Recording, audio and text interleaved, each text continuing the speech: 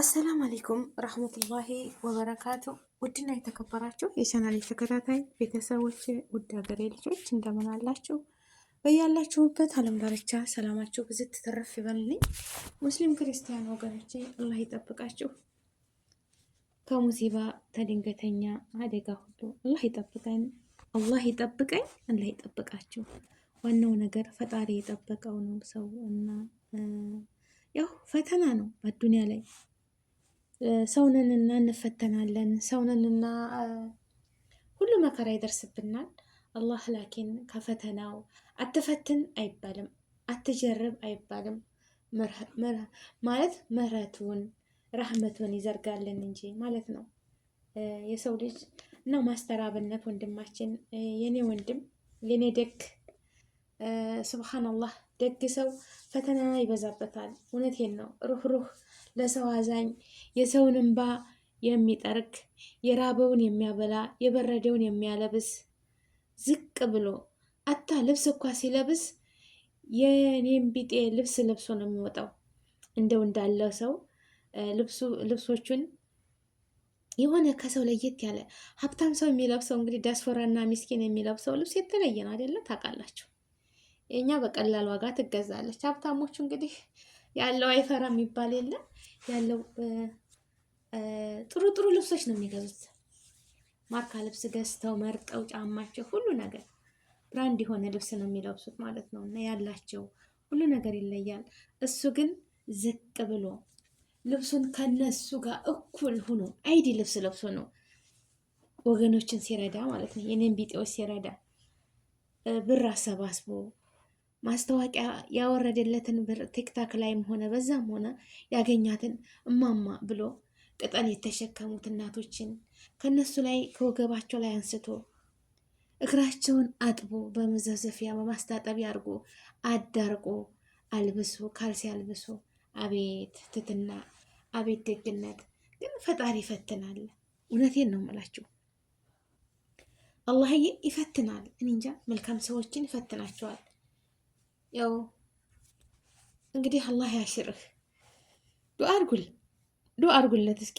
የማንኛችን ዱዓ የማንኛችን ጸሎት እንደሚሰማ አይታወቅም። አላህ ያሽረው። እንግዲህ የሀገር ውስጥ ሕክምና ጨርሶ ወደ ውጭ ሀገር ሂጃለሁ እና አሁንም ዱዓችሁን እያለ ነው። በእውነት እኔ እንጃ እምባዬ ነው የመጣው ሁልጊዜ ታስበው።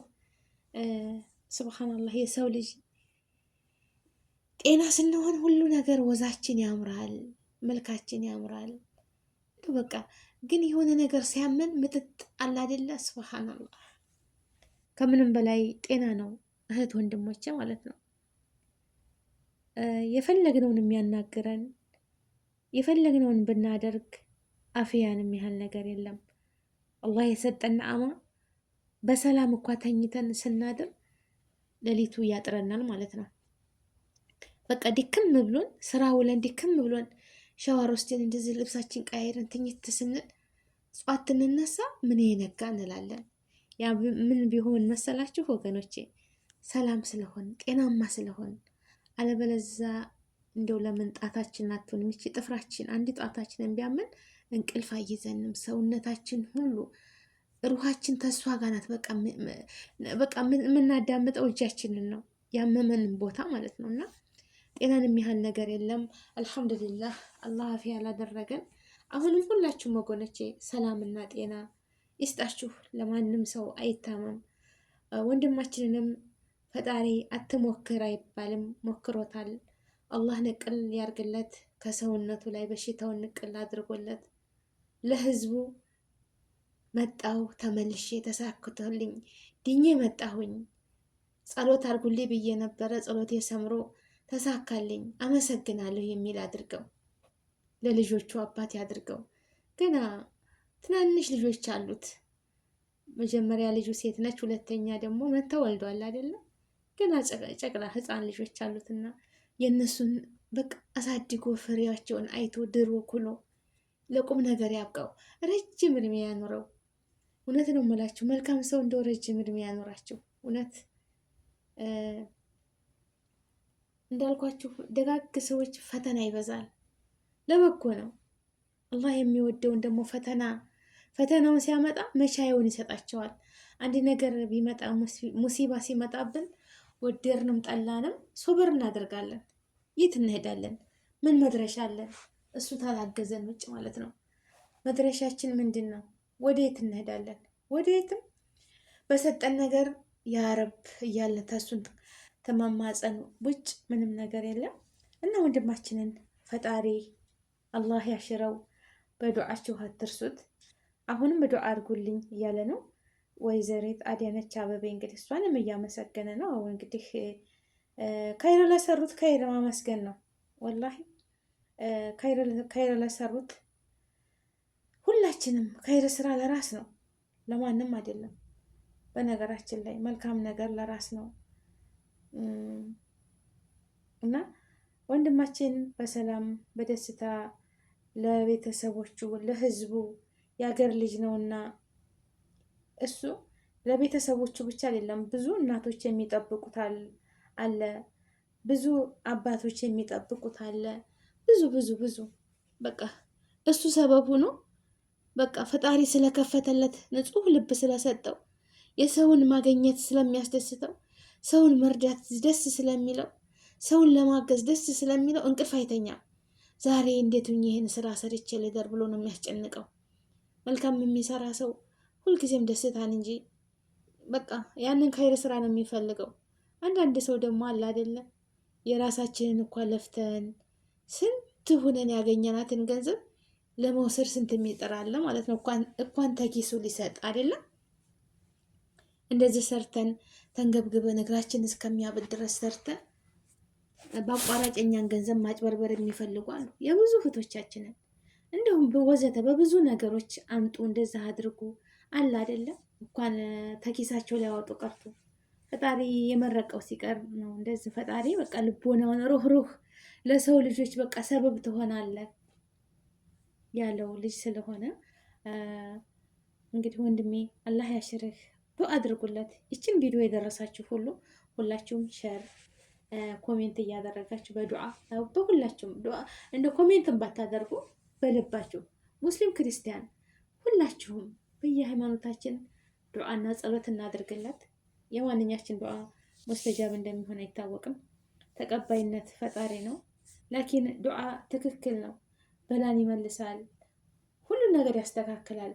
አላህም ብሏል አዲኡኒ እስተጅብ ለኩም፣ ዱአ ለምኑ ይብሏል ፈጣሪ። ገባችሁ አይደለ? ደግሞ ዛሬ ዱዓዬ አልተሰማም በቃ ደከመኝ ሳንል ሁልጊዜ ዱዓ ማድረግ ነው። እኛ ደኢፎች ነን፣ ደካሞች ነን፣ የሰው ልጅ ተሰባሪ ነን። የሰው ልጅ ሸክላ ነው። ያው ለጊዜው ትንሽ እርሜ መራዘም ነው እንጂ ወደድንም ጠላንም ይችን አዱንያ እንሰናበታታለን። አሁን ትናንት በቀደም ነፃነት የኢቢኤስ የቤተሰብ ጨዋታ ድምቀት ነው። በቃ እኔ እንጃ ሞተ ሲሉ ሁሉ ነገር ሚዲያ ላይ ነው የሚታየው። እንደ አጋጣሚ ወደ ፌስቡክ ብቅ ስል ነፃነት ብለው እንደዚህ እንዴት እንደደነገኩኝ እውነቴን ነው የምላቸው። በቃ መልካም ሰዎች መልካም ናቸው እውነት ለመናገር እና ደግሞ ሚዲያም ያልወጡ ስራቸውን ብቻ ለፈጣሪ የሚያሳዩ መልካም መልካም ሰዎች አሉ። ይችን ምድር ሁላችንም መጥፎ ብንሆን በአንድ ቀን ያጠፋት ነበር አላህዬ ማለት ነው። ግን ከአንድ ቤት እንኳን ከሀገር አይደለም ከየቤቱ ከአንድ እናት ተወልደን አህላቃችን ልክ እንደ መልካችን የተለያየ ነው። አንደኛው ሩህሩህ አዛኝ አለ፣ አንደኛው ደግሞ ጨካኝ፣ ለሰው ምንም ደንታ የማይሰጠው ለራሱ ብቻ የሚጨነቅ ለራሱ ብቻ የሚያስብ አለ። ገባችሁ? የሰው ልጅ በሁሉም ነገር የተለያየን ሁሉ ነገራችን እና የወንድማችንን ዱዓ አድርጉለት በሰላም እንደው መድኃኒቱ ጋር ተገናኝቶ ያረብ። በነገራችን ላይ እኮ የሆነ ሙሲባ ሲመጣ መፍትሄ አለው፣ ግን ከዛችሁ ከምትስማማው በሽታውን ከምትነቅለው መድኃኒት ጋር አላህ ያገጣጥመው። አላህዬ ይድረስለት። ለተቸገረ ሁሉ አላህ ያሽረው፣ ላጣ ሁሉ አላህ ይስጠው። ለታመመ ሁሉ በየሆስፒታሉ ጠያቂ አተው ወገን አተው የሚንከራተቱ ወገኖቻችን አሉ። አላህ ይድረስላቸው፣ አላህ ነጃ ይበላቸው። ይህንን በሽታ የወንጀላቸው ማጠቢያ ያድርግላቸው። አላህዬ ያሽራቸው። በየኤምባሲው በየሆስፒታሉ በአገር ውስጥም በውጭም እየተንከራተቱ ያሉ ወገኖቻችንን ሰላም አላህ ያድርጋቸው። አገራችንን ሰላም ያደርግልን። ወገኖቼ አዛን እያለ ተቋርጦ ነበረ እና ሁላችንም በዱዓችሁ በጸሎታችሁ አግዙ። በያለንበት ዓለም ዳርቻ እሱ ይጠብቀኝ፣ ይጠብቃችሁ፣ ይጠብቀኝ። ሁላችንም በዱዓ ነው። ከዱዓ ውጭ ሌላ ምንም የሚደረገው ነገር የለም። እሱም የጠለበው ዱዓ ነው። ዱዓ አድርጉልኝ፣ ጸልዩልኝ። አሁንም ወገኖቼ እያለ እየተማጸነ ነው እና